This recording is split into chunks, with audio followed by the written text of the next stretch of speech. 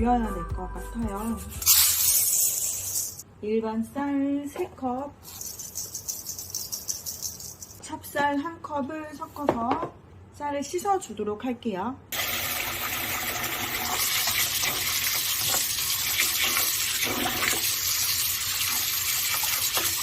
쌀은 30분 정도 불려야 되는데요. 그 이상 불려도 크게 상관은 없어요. 그래서 미리 씻은 쌀을 락앤락 같은 데에다가 물이랑 같이 넣어서 냉장 보관하시면 여름에는 바로바로 꺼내서 밥하기 아주 편하실 겁니다. 바로 밥을 할 거라서 깨끗하게 씻어서 실온에다가 불리도록 하겠습니다.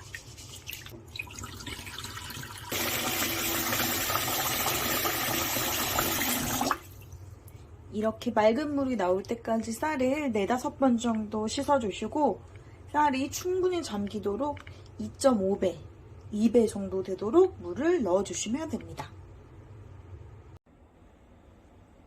처음에는 이렇게 볶음 버튼을 눌러서 예열을 해주면 조리 시간이 더욱 단축이 됩니다.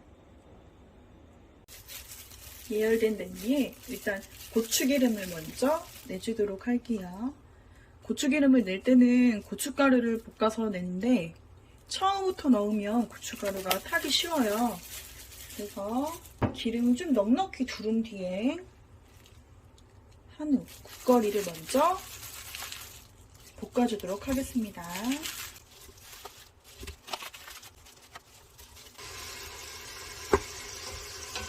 고기는 저처럼 이렇게 국거리를 사다가 하셔도 되고요.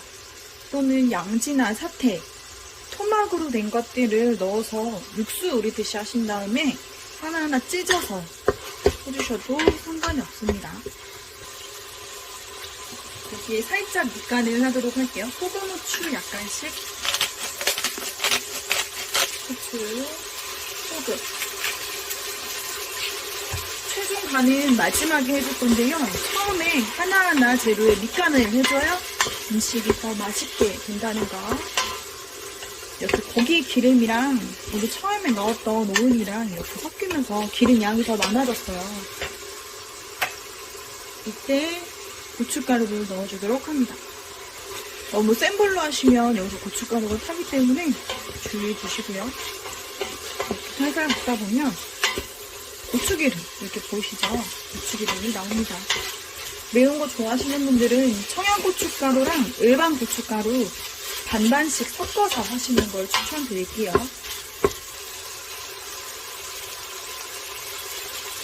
고추기름이 나올 때까지 이렇게 충분히 볶아주시는 게 포인트입니다. 그 다음에 오늘 들어갈 부재료들, 채소를 넣어보도록 할게요. 저는 양파, 길이로 잘라놨던 대파,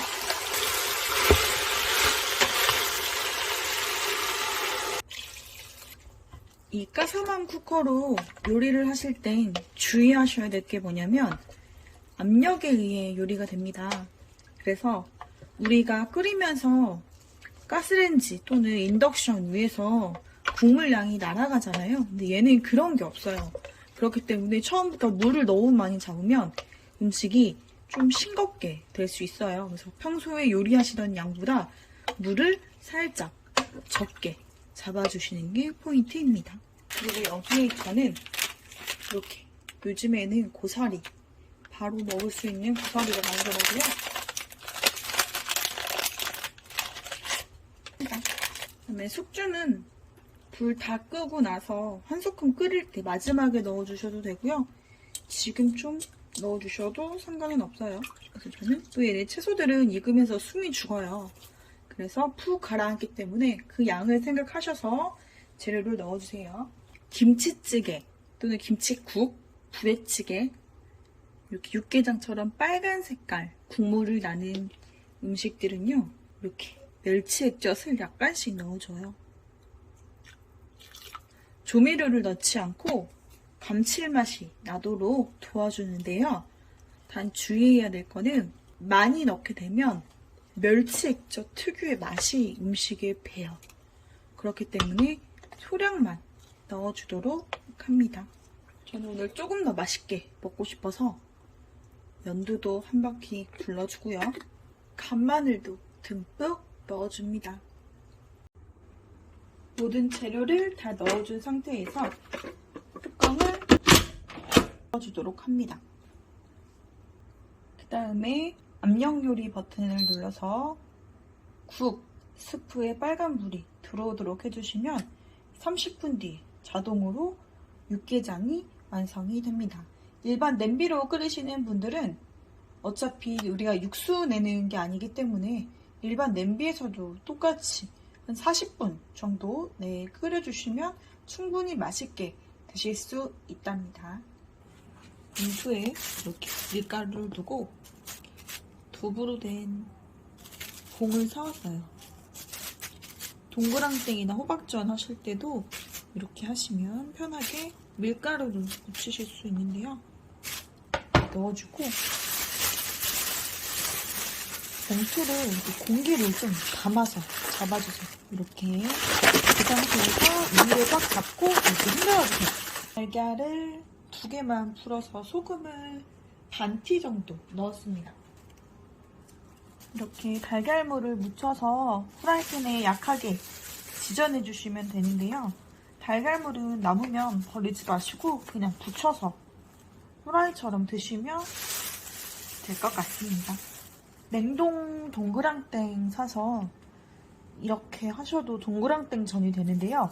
냉동 제품을 부치실 때에는 냉장고에 하루 정도 해동을 한 후에 이렇게 밀가루, 달걀물을 입혀주시면 훨씬 더 부드럽게 전을 부칠 수 있습니다. 이렇게 약한 불로 해주셔야 안에까지 골고루 익는 맛있는 전을 지질 수 있습니다. 가끔 물어보세요. 왜 밀가루를 묻히는지. 단순해요. 그냥 밀가루를 묻히는 이유는요. 달걀물 잘 묻으라고. 재료에 달걀물 잘 묻으라고 애벌로 밀가루를 묻혀주는 겁니다.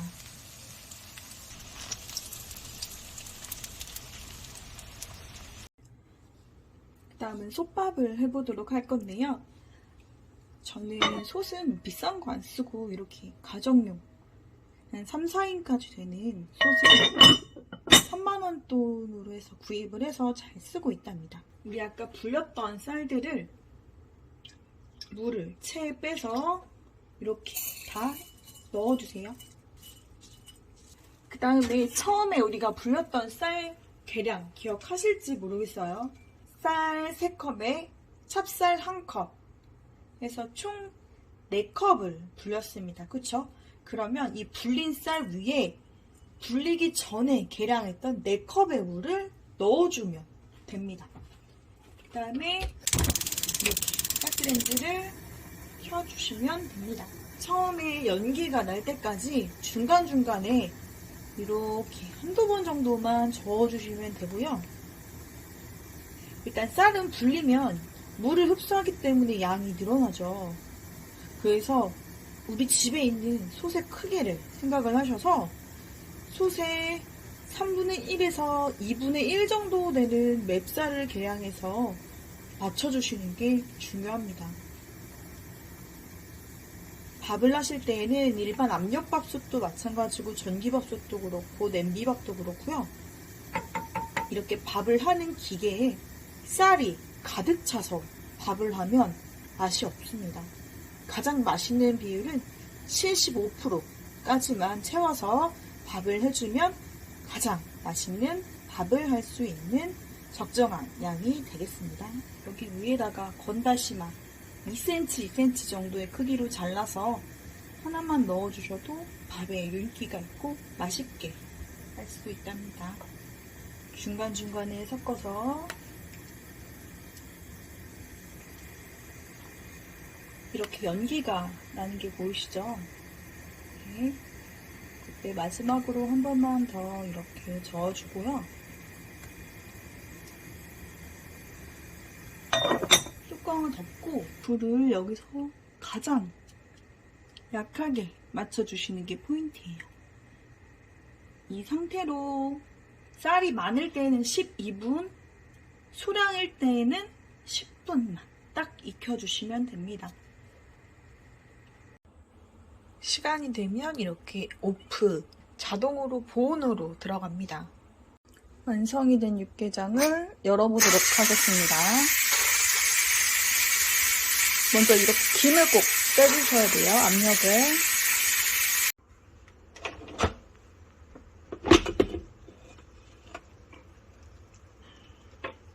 우와. 부피가 컸던 채소들이 이렇게 많이 숨이 죽었죠. 그래서 이 상태에서 저는 마지막에 간을 합니다. 국간장과 소금 반반씩 섞어서 간을 해주시는 게 훨씬 더 감칠맛이 있답니다. 10분이 지나고 뚜껑을 한번 열어볼게요.